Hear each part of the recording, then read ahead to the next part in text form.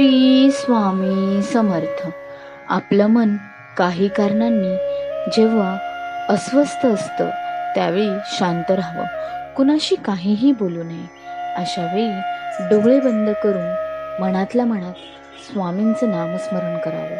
एक लक्षात घ्या, आपले श्री स्वामी गुरु आपल्यासोबत सतत असतात. त्यांना आपल्या अस्वस्थतेचं कारण माहिती असतं.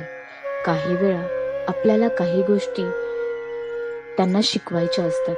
नामस्मरण सुरू केल्यानंतर काही वेळात आपल्या अस्वस्थतेचं ढग विरून जातात. मनाला प्रसन्न वाटतं.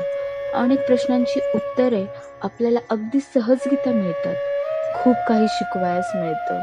म्हणून ज्यावेळी मन अस्वस्थ असेल त्यावेळी कुणावरही राग न काढता नामस्मरण करणं हा एक चांगला उपाय मार्ग आहे. 2 मिनिटं डोळे बंद करून स्वामींना बोला.